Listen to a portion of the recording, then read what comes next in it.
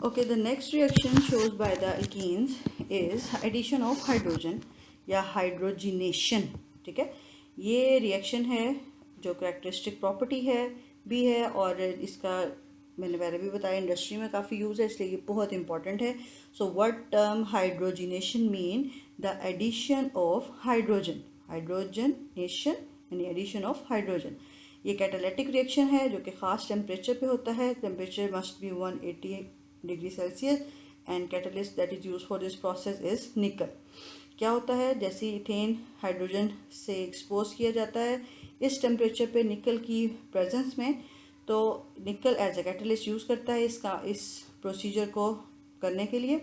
और ये जो डबल बॉन्ड है इस टेम्परेचर की वजह से ब्रेक होता है और वहाँ पे प्लेस बन जाती है. कार्बन और ये दोनों कार्बन जो हैं ये इनवाइट करते हैं अपनी सराउंडिंग में मौजूद हाइड्रोजन्स को, और वो हाइड्रोजन जो है इसमें ऐड हो जाती हैं और ये सैचुरेटेड हाइड्रोकार्बन में कन्वर्ट हो जाती है फ्रॉम द अनसैचुरेटेड हाइड्रोकार्बन. यानी ये जो ये कंपाउंड था ये था इथीन और अब ये बन गया है इथेन.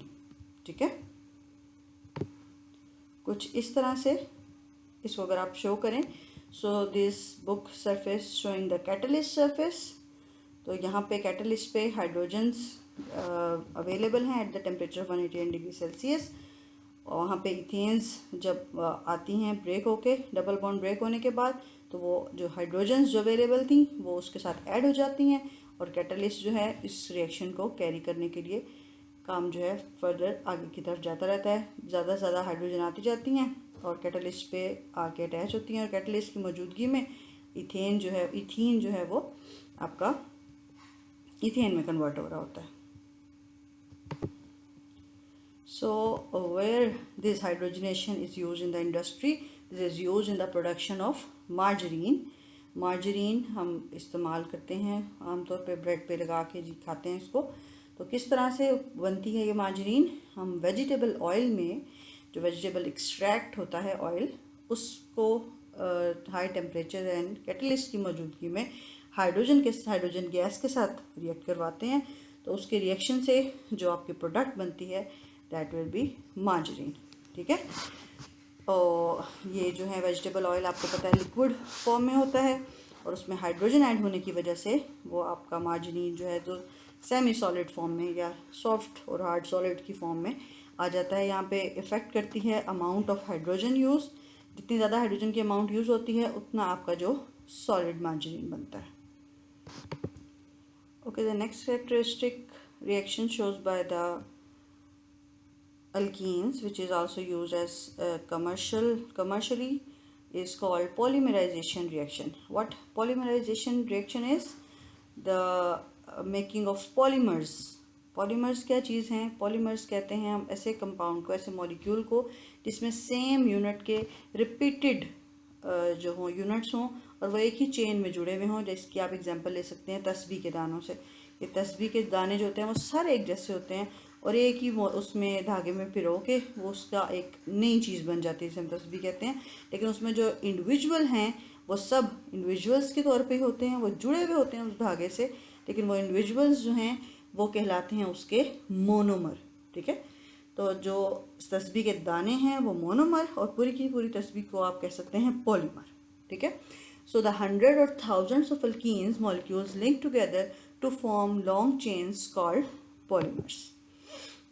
सो पॉलीमराइजेशन की अगर आप बात करें तो इसमें बहुत इंपॉर्टेंट और जो कमर्शियली यूज़ भी होता है polymer, that is polymer of ethene. ठीक है, पॉलीइथीन, जो कि आपके जो प्लास्टिक बैग्स हैं, रैपर्स हैं, प्लास्टिक शीट्स हैं, ये शॉपर बैग्स हैं, बहुत सारे टॉयज़ हैं और भी डिफरेंट जो प्लास्टिक के प्रोडक्ट्स हैं. तो the terminology come from the ethene. ठीक है, पॉलीइथीन से. तो वो पॉलीमर जो है वो किसका है? इथीन का. और उसके लिए जो टेम्परेचर रिक्वायर्ड है 200 डिग्री सेल्सियस, प्रेशर भी स्पेसिफिक है.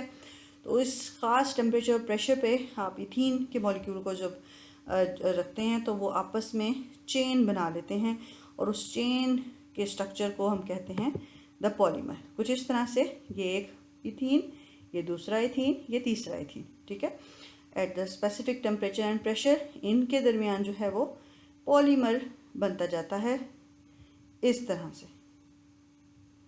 The free bonds link with in one another to form a chain. तो अब इसकी जो चेन फॉर्मेशन हो जाती है, और ये चेन फॉर्मेशन जो है ये रिजल्ट होती है in the form of polymer.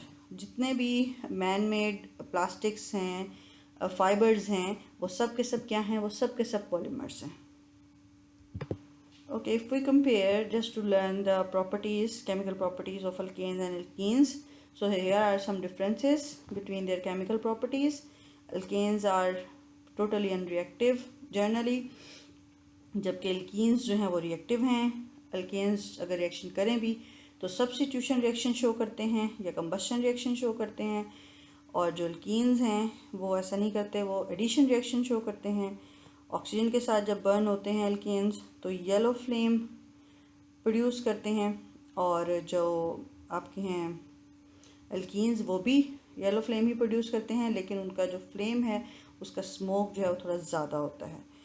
और ब्रोमीन के साथ एल्केन्स रिएक्शन नहीं देते, जबकि एल्कीन्स जो हैं इसकी कैरेक्टरिस्टिक प्रॉपर्टी है कि ये ब्रोमीन वाटर के साथ रिएक्शन करते हैं तो उसको डीकलराइज कर देते हैं, उसको कलरलेस कर देते हैं, रेडिश ब्राउन जो कि होता है उसका कलर ख़त्म कर देते हैं। और इसी तरह पोटाशियम परमैंगनेट के साथ भी जो एसिडिफाइड पोटाशियम परमैंगनेट है उसको भी डीकलराइज कर देते हैं एल्कीन्स, जबकि एल्केन्स उसके साथ भी कोई रिएक्शन शो नहीं करते। Okay, this is all from the topic alkenes. हमने इसकी स्ट्रक्चर को, इसकी फ़िज़िकल प्रॉपर्टीज़ को, इसकी केमिकल प्रॉपर्टीज़ को डिस्कस किया है। आप बुक को कंसल्ट करें साथ। ये चीज़ें मैंने कोशिश की है उसी तरतीब से डिस्कस हों जिस तरतीब से आपके पास बुक में हैं, और आपका कंटेंट भी कवर हो जाए। I hope you will understand this and try to draw this structures and write this equation by yourself, ताकि आप इसे अच्छे से याद कर सकें। Wish you best of luck. Thank you. अल्लाह हाफिज़।